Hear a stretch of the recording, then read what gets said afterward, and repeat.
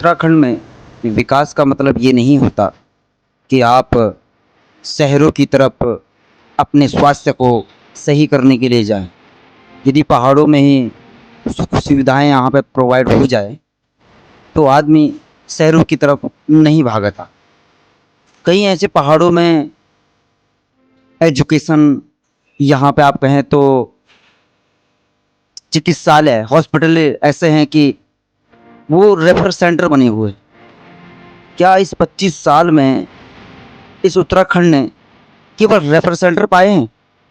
यदि आपको इलाज के लिए शहरों की तरफ भागना पड़े तो क्या विकास?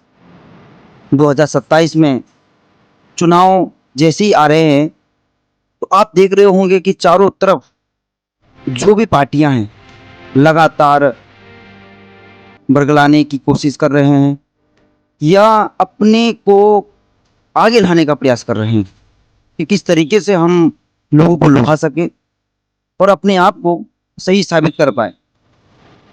पर राजनीति में ये सब चलता है, परंतु सबसे मुख्य जो हमारी प्रायिकता होनी चाहिए वो होनी चाहिए उत्तराखंड को सशक्त किस तरीके से बनाया जाए, उत्तराखंड के गांवों को सशक्त किस तरीके से बनाया जाए और उत्तराखंड के लोगों का विकास किस तरीके से किया जा सके, रोजगार के साधन ढूंढे जाए। हाल ही में त्रिस्तरीय चुनाव भी हुए और उन चुनावों के माध्यमों से हमने ये भी देखा कि किस तरीके से जिला पंचायत सदस्यों को या ऐसी ऐसी घटनाएं हमने देखी जो अप्रिय थी, सोचने योग्य थी कि 20-25 साल में उत्तराखंड में इतना गुंडा राज कैसे हो गया।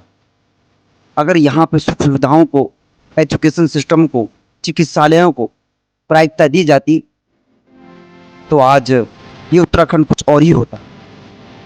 सोचने योग्य बातें हैं जिन पर आगे जो भी सरकारें आए सोचने योग्य बातें न करके धरातल पर कार्य जरूर करें। आज पलायन क्यों हुआ? 20-25 साल में जो पलायन का मुद्दा रहा है वो मुद्दा क्यों रहा है? क्या 25 सालों में जो उत्तराखंड बना वो पहाड़ों को खाली करने के लिए बना? हमने 13 से 14 मुख्यमंत्री भी देख लिए हैं इन 25 सालों में। हमने केवल इन मुख्यमंत्रियों को या इन मुख्यमंत्रियों के लिए ये उत्तराखंड बनाया था कि उनकी तनख्वाह, उनकी सैलरी लग जाए। ये आज बहुत दयनीय स्थिति है कि आज उत्तराखंड में वो सब हो रहा है जो नहीं होना चाहिए था और वो नहीं हो रहा है जो होना चाहिए था। ऐसे ऐसे मुद्दे आज आम जन नहीं समझ पा रहा है। सोचने योग्य बातें हैं और मैं आशा करता हूं कि आप मेरी बातों को जरूर ध्यान से सुना होगा और उस पर अमल किया होगा। इसीलिए गिरदार ने भी कहा था कि किस तरीके से आप कब तक रहोगे उत्तराखंड में जब ये पहाड़ बिक जाएंगे, न रहेगा बांस, ना रहेगा कंधार, ना रहेगा काफल, तो कब तक अपने आप को बचा पाओगे? जय देवभूमि, जय उत्तराखंड।